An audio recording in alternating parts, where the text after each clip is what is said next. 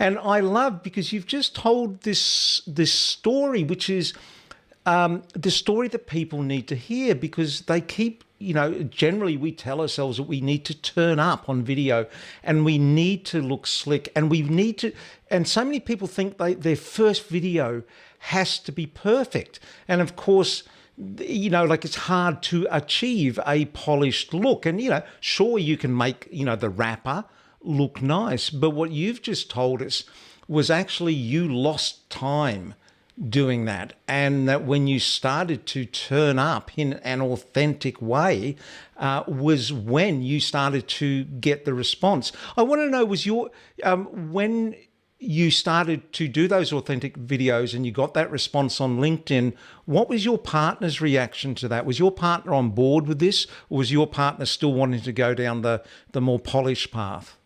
No, he actually no, he was on board because he could see how comfortable I was, because I would just pretend that I was talking to a friend.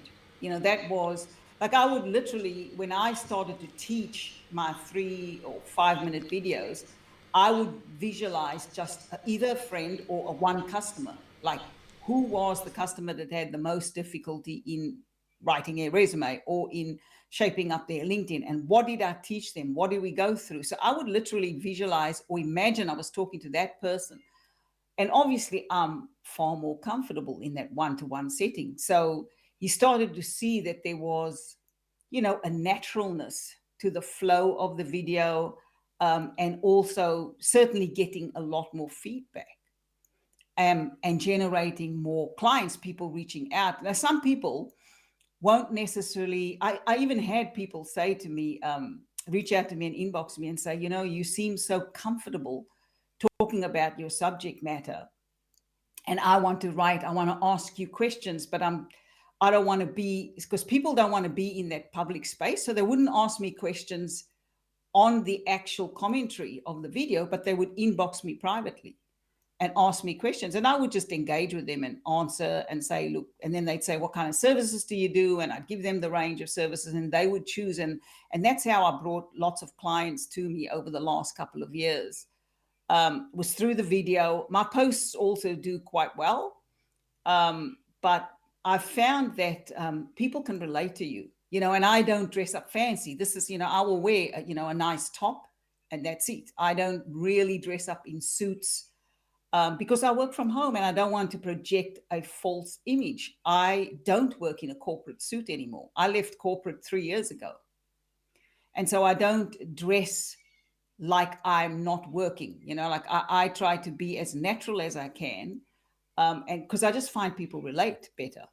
And they also understand that, I teach them. One of the things I teach them, I had to teach myself, which was, you do need to exude some confidence in your ability in your own skin, not in a pretend skin or pretend persona or a smart and fancy suit or looking slick all the time. Because at the end of the day, when people hire people for career space, corporate, any of that, they want to know that you're more than a professional robot. They want to know that you're relatable, that you can fit into a culture, right? That you can fit into any corporate culture, because what makes success happen, whether it's corporate, business, is relatability and relationships. Nothing works without that. That's what I've seen, and I was in corporate myself for 22 years before I went full-time in my own business. And it was the relationships that made us succeed. And relationships can only be built on relatability. It's interesting, isn't it? Because you're saying that relationships matter so much in the corporate world, yet from an outside perspective looking in, it seems to be the one thing that is missing in there, and it's portrayed as as very cold. Did you find when you started to do these more authentic videos that people, when they started to communicate back with you, that in a sense they said, oh, this is wonderful, we feel like you're giving us permission to loosen up a bit? Have you had that experience? Yeah, absolutely. So, because one of the things, I used to, when I'm teaching my clients, I say to them, uh, I've heard feedback. I've worked with clients who are super slick. Their resumes, everything looks great. And then I go to them and I say, what's the feedback you're getting? Because they go, I can't land this job. I'm doing all these interviews. I'm not getting a callback. And I say to them, what is the feedback you got? And there were a number of clients who got feedback that said they came across as too slick, too professional, not human. Right? This is in corporate. These are people interviewing for corporate jobs. And I started to notice that trend. And I also started to notice that that was something I needed to do for myself because I didn't feel authentic when I was doing the slick, great production videos, great lighting, whatever. I felt like there was some kind of inauthenticity going on. And I'm telling you, if you come across that way, people can feel it anyway. And they can feel it whether they're watching you on video, whether they're sitting opposite you in an interview. And I know sometimes corporate can be portrayed as cold, but fundamentally it isn't. They may dress up nicely for an interview, but at the end of the day, the interviewer still wants to know that you are someone that can work with the other people in the company. That's the most important thing, because skills and things can be taught. Job specific skills can be taught, but relatability, culture fit, all of those things are a different matter altogether. And they come back to your humanness, your empathy, your ability to work in teams, all of those things, your ability to be okay with making mistakes. And that's the big thing about video. I think when we're going for the slick production, we're worried about making mistakes or looking silly. And I've realized that it's okay to look silly. It's okay to do the ums and ahs, and actually sometimes stop and roll my eyes when I'm trying to teach, put my hand under my chin like I'm thinking, because I'm actually doing that, trying to get my thoughts together. And people just find it more relatable. And then when they work with me, they starting to, I notice, also get comfortable, become more authentic themselves. It does give them permission to be themselves. Do you think? And and especially now in corporate, people are interviewing via video, right? It's virtual interviews now. They're dominating and have been dominating for the last 2 years with the pandemic situation. And so if people aren't comfortable on camera, they're going to have a problem conveying something to the interviewer. And so people do need to, and businesses as well. I mean, even in the business world, we see you can't hide away from your clients. They want to see the face behind the person. They want to see, or the face behind the product they want to see. So, do you think video is now an essential business skill? Absolutely. Yeah, I do. Well, certainly for my business, because as I said, in the career space, when you're coaching, it is one-to-one a lot of the time. Or I used to work in person with people. I can no longer do that, or I haven't been able to do that in the last 2 years. And so I had to pivot. And now it's also super convenient. I mean, the other thing is so much better to be able to teach. And I've also been able to expand the business outside of Australia, because I can teach via video. I work with people out of Southeast Asia, out of the US, out of the UK, and that's done via video, via Zoom or video, whether we share screens or whether I'm coaching them one-on-one, when we're doing interview coaching, I'm watching them, observing them, giving them feedback on their body language, all of those things. So it is essential, I think, for my business, but I've seen that it's essential for lots of other businesses as well. Do you use any of the apps like Loom or Vidyard, where you can essentially record your screen and put an image of you up there? Because I find that as a coaching tool where people send me videos, I can watch the video and then record my reaction live to their video and pause and play the video as it's going back.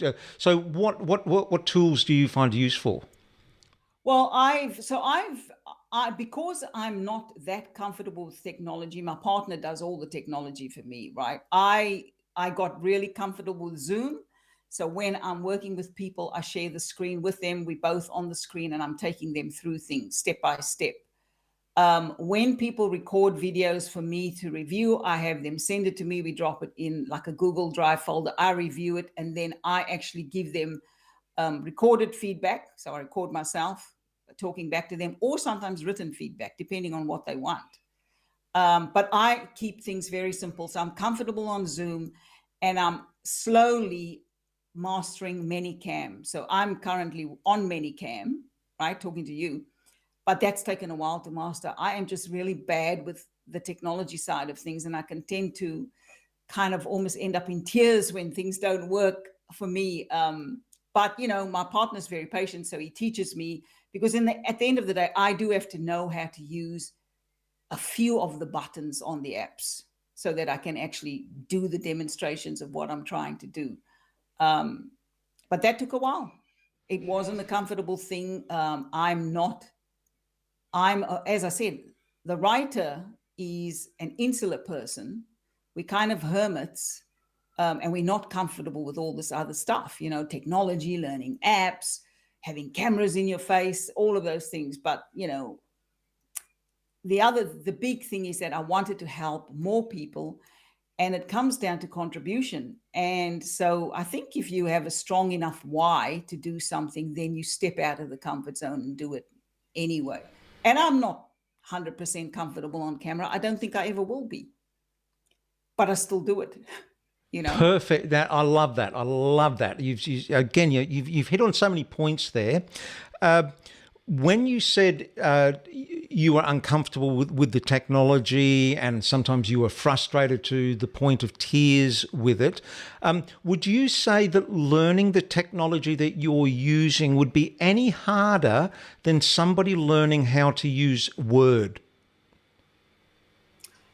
If that person had no experience with a word processor? I think if you choose simple apps that can do, the basics like what we're doing now, then you can learn it. I mean, if I can learn it, anyone can learn it. Seriously, I'm not trying to be facetious or anything like that. It's just, I've never been comfortable. For me, it's kind of like, I like journaling. I write in a journal. Sometimes even when I write, because I'm working on a novel at the moment, when I write novels, I handwrite them. So that's how old school I am and how comfortable I am. Like, I love journal writing. I love writing my plans for my stories in a journal book or a notebook. And so for me, typewriter, all of that, I am really, I suppose, that hermit type of writer. But I had to get comfortable with things like Word to craft stories, writing resumes. Absolutely. Had to get comfortable with that. And then when I had to move to the camera and the video and teaching, I had to learn the different things. I had to learn how to be able to show my screen, have myself and the other person on the screen and taking them through. And it took a little, I stuffed up a few times. I had to restart the Zoom. I don't know how many times. I had to restart Manycam. I had to figure out, because sometimes I was like, this is in my office at the moment. And that picture there is because I love waterfalls and nature. So I've got my pictures in my office that I like to feel comfortable in. But sometimes I had to figure out how to put up a virtual background, and I didn't have a clue how to do that. All of these things I had to learn. But if you do it more than 1, 2, 3 times, you eventually get the hang of it. And now I can set up my situation quite comfortably without, having to yell and ask my partner to come upstairs and help me. Because that's what I used to do. I'm like, fix it. Like, I said, not working, and I get upset. But I can manage on my own. And I think anybody can learn it. I mean, I only learned this in the last 2 years, and I'm in my 50s, right?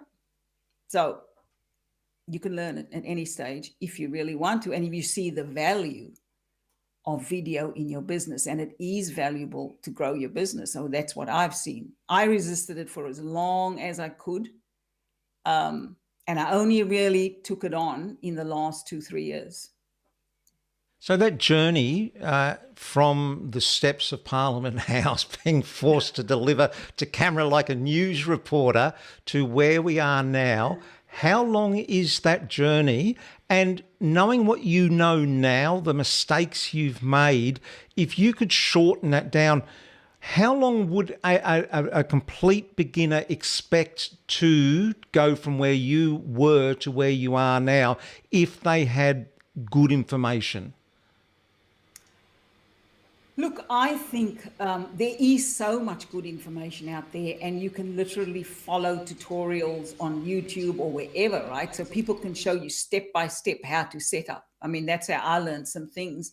But I learned mostly from my partner because he knows how to do this. And so he would just come and take me through. And what he did was take me through a small little step at a time. So one little step, how to make sure I could do my virtual backgrounds properly, have 10 virtual backgrounds set up, choose which one I wanted for whatever I was doing on that day. Or if I didn't want a virtual background, I want to work directly with that picture in the background, how to do that on ManyCam.